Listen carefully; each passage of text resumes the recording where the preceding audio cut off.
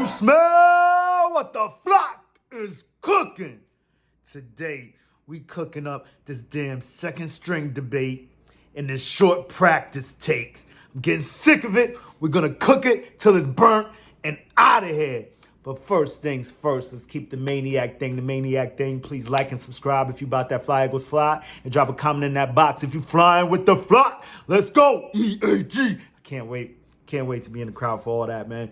But yeah, man, I'm just getting sick of all this talk about the short practices and the second string debate. Like this, we're gonna chill. Let's get into the day's ongoings. Fourth day of training camp. The defense is flying around again. This is the word around town. They're saying that Jordan Davis. You know, we ain't even gonna call him Jordan Davis no more. I mean, he's got to earn this nickname, but this is one that's gonna stick, y'all. Bear Jordan. This is a dude as big as a bear. Jordan. You know what I'm saying? It's kind of like Air Jordan. Let's make that one stick, y'all. Flock up, or flock off. But yeah, Jordan Davis is impressing in camp. Got people just eyes opening all over the place. The first one I heard was a few days ago. Oh yeah, how you guys been? Ain't seen you in a day. The Eagle Maniac got a rest too. You know, Maniacs got a rest too. I'm not sure if that's true. Gotta rest sometimes, you know what I mean? But no days off. No days off for the Eagles. No days off for our fandom. Let's keep this thing going. So here we go. So you got Jordan Davis flying around. He's impressing everybody. I believe I saw it yesterday or the day before. Bradberry was getting interviewed, and Bradberry was just astonished at the dominance that this rookie is portraying, stating that normally you don't see this from a rookie, and dominant is the word that he used. And I could tell Bradberry's a very cerebral guy, very tight-lipped. He's not going to expose too much, not going to be too high or too low. Just from these few days, you know what I mean, of knowing such a great player as James Bradberry. You know, he sucked when he was with the Weedmen, but now he's great. He's amazing. But yeah, so he was basically breaking down how this man is dominant. They asked him a few other questions about a few other people, and he wasn't really letting up too much, but you could tell his eyes opened up, ears perked up, a dog, hungry dog. He just was hyped about Jordan Davis and the way he's looked in camp. That transpired into what happened today, and he was out there just dominating. He's out here trying to get people cut, man. It's bad. I believe the boy's name was Anderson, Jack Anderson, I believe, in the one-on-one drills. And they say he just put a move on him, shook him out his boots, barely touched the guy. And I mean, I'm just going to echo the sentiments. I believe it was Dave Zangaro or the other guy. He's like, But yeah, basically stating that, you know, how can you not get your hands on a man that's 360 pounds? So, well, now he's down to 340. That's another thing that the coaching staff is so happy about. He came in at the weight they requested him to come in at. You know, he came, I believe, at the draft, he was 368, and I believe he's down to a felt 340, you know what I'm saying? So he could move around. You know, they were basically, Sirianni and his press was speaking on how, you know, we need these guys to come in, and it's not just Jordan Davis, you know, all players want them to come in at the weight and body fat levels that they want them to be at so that they can perform at the levels they want them to perform at. And it's not just for Jordan Davis, it's across the board. So, and their strength training and the guys in that room, the trainers, the specialists, basically, nutrition specialists and all of that, they come together in concert to just have these guys in the best shape that they could be for what they need them to perform throughout the season. And I just can't wait. I mean, Jordan Davis at 340, flying past guys on one-on-one. It's usually meant for, like, you know, the finesse guys, the skill guys, you know, and this guy, I mean, it's like, how do you miss this man? And nothing against the man, Jack Anderson. He's a good guy, but he just pulled the wrong cards. They pulled the wrong straw, stuck his beak in the wrong pond. You know what I'm saying? So it just wasn't working out for him, but it's working out for Jordan Davis in camp so far. And I'm just more than enthusiastic to hear about that and what is to come in this upcoming season. Because right now we're still in bow season. I'm boasting about my boys. Not those boys. Get out of here. About these birds. And I just can't wait to see what goes out, what else transpires. You got your boys, Marcus Epps. Marcus Epps is still flying around. Got another interception today. Team Marcus Epps over here. You know, no Bates hate, but I just like what we got in this locker room right now. I hear stock is down on Kayvon Wallace. I was really rooting for that kid also. But another one of the guys that I'm really rooting for, along with Marcus Epps, is Davion Taylor. And they're just singing this man's praises throughout camp so far also. And I mean, you already know who I want my three. And to break it down, not so much just the three linebackers, because I keep forgetting we run odd man fronts. So you can have four LBs back there, 3-4, you know what I mean? So my perfect four would be Davion Taylor, Kaiser White, Hassan Reddick, Nakobe Dean. That can all come in due time. And speaking of Nakobe Dean, he's turning heads over there too, and he's picking up. He said, it's pretty much basically not so much the same as what he did in Georgia, but he has knowledge of the system, knowledge that he didn't have prior to getting in college. He said, when he first got there, it was, fake it till I make it. He was just owning in on one thing, focusing on one thing, mastering that, and, showing improvement to that extent. And he got everything. He said they cover everything from cover 1s, 2s, 3s, 4s, whatever you want. They know it. So now it's just a matter of breaking down the terminology and taking that and running with it. And I mean, dude, these rookies. Oh, speaking of our second round, we always go from the first round to the third round, and we forget about the man Beef Jerky over here, Cam Jurgens, showing out, showing improving over there too. He said that, they asked him, did you ever, in his presser, they asked him if he ever went against somebody as big as Jordan Davis. He said actually he went up against a 400-pounder before, yet and still, but he just didn't move like this. No, I mean. I keep bringing this home. The boy Bear Jordan was running a 4.740 at 6'6", 360. Some craziness. I mean, just ridiculous. But he's holding it. He's holding his own. They say he looked very impressive in the one-on-one drills. So I mean, our top 3 draft picks are looking crazy, and it's just that everyone is big. Well, most notably, Brandon Brooks is really big on Kyron Johnson. And I mean, he says he models his game after Hassan Reddick, and now they're on the same team. So I know he's just over there picking his brain. The defense has me amped, dude, to see what's gonna happen. How's it going to go down? And, they're winning these matchups. As I've stated it before and I'll state it again. The defense is ahead of the curve usually on the offense because so many cogs have to move perfectly on the offensive end, whereas the defense is just attacking. One point of contention, not so much a point of contention, one point that Brandon Brooks did bring, Brandon Brooks, we miss him. We miss him. That dude was a beast. But one point that Barrett Brooks brought up was the fact that one thing that he did see on defense that, gave him cause for pause was the fact that in the running plays, and we're going to get into the runs when we step into the offensive side. Just give us a second. Let's stay on one side of the ball first, right? So whenever it came to the run plays, they were just gaping holes. So while they do look fast, they do seem to be able to be pushed around. So that's something that, I imagine that they're going to sharpen and work on in the days to come as far as, training camp and these scrimmages. I imagine it's got to be hard being told not to tackle, so you're going to let up at certain points being that they're not tackling to the ground. So we don't know if it's just a matter of, Miles run. Oh, run, Booby, run, man.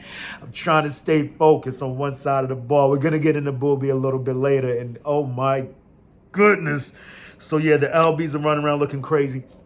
BG is looking good. They're saying 100%. I've been saying it. And I think you guys can tell that I try and stay reserved about my boy BG. Like I tell y'all, man, that's probably my favorite Eagle of all time. He's up there with the Randalls and the Reggies and,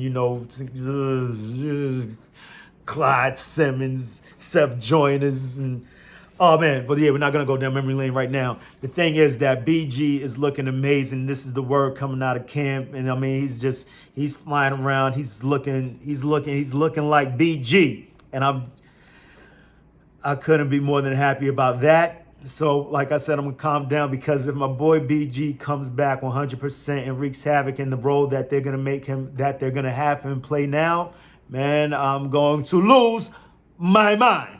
Like I did when I saw him up in MetLife. Whoa. This is my guy. That's my guy. So we got that going with him. LB's looking great. The linebackers are flying around. The linebackers and the DBs, they say they're just flying around. They're flying around just controlling the whole damn thing. Like, these guys get to it, they're getting at it. They're, another case of iron sharpening iron, steel sharpening steel, just making us sharper. And if this is the case, I'm just hearing the jargon and the communication between both sides of the ball as far as learning from each other. Oh, you got me on that one. What can I do to, da-da-da. I'm pretty sure they're not telling each other how to better each other, but, just giving them pointers and like, this could have been done in that, whatever the case may be. I'm not a fly on the wall in the grass on the field, but they're saying that they're looking like they're coming together. The small things, everything's coming together. And a point that I wanted to bring, well, I wanted to be on here yesterday. Took a day off, like I said, a maniac needs rest. But man, like the little snippets that they give us of the practice, you can see that they say the practice is a short, whatever, just throw the script away. We're gonna get to it. So, we're sick of the short practice debate. You know what I mean? We're gonna need to cook it up, burn it, get it out of our pots. Get it out the flock pot. We don't wanna hear about it no more. So here's the thing. The practice is short, but they get so much done in a short period of time. The little bit that I've seen, they look like they're running like a fine-tuned machine. All cogs firing on all cylinders. Barry Brooks intimated as such on his show with Rob and Derek. Rob, like I know these guys. Rob Ellis and Derek Gunn. He intimated as such, stating the same thing. They just get so much done in a short amount of time. They're running from one drill to the next drill, and there's nonstop. And the guys that were here last year, they know what was going on. They know what's going on already because they've been through this last year. And then the new guys, they're just picking up like that. It seems like they've got a lot of smart guys coming into this locker room, not to mention the rookies picking up on it because they came from good systems and they're smart guys also. And wherever anyone's not picking up, they're picking up each other. It's a beautiful thing. But like I said, I didn't see all that, but the little bit that they show us, I believe on Eagles.com, the app, I'm just watching how everything's moving, like just everything in unison. It's like an ant farm, you know what I mean? These dudes it was a beautiful thing to behold, to see your team so sharp and crisp. And I just hope that translates to the field, to the games when we start getting it on the field. Yeah, so we're pumped for that. As far as the second string gate, I definitely stole that. Don't tell no one. Oh, now you know. But yeah, second string gate, as far as, Miles Sanders not being the starter, running with the ones. And, the thing that got me more upset than anything, because over the past few days we've been hearing, Miles was mad. He was going at the reporters, da-da-da. And then I go back and I actually watched the interview. And it was more so, he was laughing it up with the guys. Like, they asked him something along the lines of, what is it that you want out of this year? Or something about he just wants his proper respect or something of that sort. And they was like, how you gonna get it? He was like, by you guys not writing stories that I'm second string. You know what I mean? And he laughed it off. So I don't get the whole narrative that he's upset and mad. But, and I do know from what I hear, is that he's running hard. He looks more powerful and aggressive than he has in years prior. So, the bowl season has my head about to bust because, whoa, you got that going on, and he's just looking sharp. He's running well. So, just another thing that I hope translates into the preseason games. Well, he probably won't be playing, but into the regular season, Miles running hard, that's been some, like everyone says that's the knock on him. I don't feel that's the case. I've always seen it's definitely last year I saw it, the games that he did play. I know everyone says available. Actually, I say it all the time too. Availability is the best ability in and of itself. And then nonetheless, whenever I'm a big Sanders guy, so definitely in his corner. But let's not sleep on, Kenny G with the sweet feet music, Kenny. The thing about Kenneth Gainwell, the thing that blew my mind was at Memphis when he blew Micah Parsons up. Man, I could watch that on a loop all day. If he brings that to the regular season against the Cowboys, oh man, it will be amazing. Can't wait for that. Westbrook. Okay, back to the debate. Westbrook was speaking on how, they used to practice hard under Big Red, under Andy Reid, like so hard that other guys will come to the team and see them tackling to the ground and be like, what is going on here? You know, like, so by the time the season came around, these guys are just beating up on each other. And prior to hearing this, I remember Westbrook stating how, you know, oh, these guys got to practice in the third. But then I guess he had time to reflect, came back on the Sports Take Show today and said, you know, there's basically, in not so many words, I'm summarizing, of course, but, you know, there's more than one way to skin a cat. Not just that, they were beating each other up so much that, you know, that was probably the reason that they had such slow starts during his tenure with the Eagles, you know, sometimes. You know, so there's that. There's something to be said about either way, and it's just right now to find a happy medium. And not just that, you got to think about the penalties that can be imposed on you by the league if you go beyond the time allotted and do things that you're not supposed to. And, you know, they're just keeping it nice and tight over here. And I just think I'm on the side of keep doing what you're doing. Like I said before the short practices came around, we had less wins. Short practices, more wins. Before the short practices, more injuries. After the short practices, less injuries. I like where that's trending. So you know what? That's the side that I'm on. That's what I'm riding with right now. Jalen Hurts is looking solid in camp right now. He's not so much crushing it.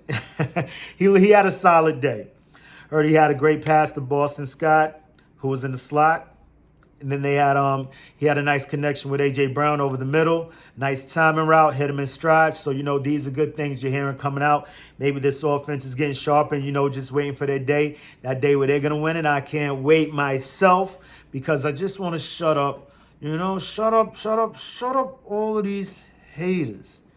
You know, I want to write a letter to them. Stop hating. This is especially, I can understand haters outside the flock. Haters outside of the Eagles fan base, you know? But these are guys from within. You know I'm talking to you, Punky Cash. That's my boy, though.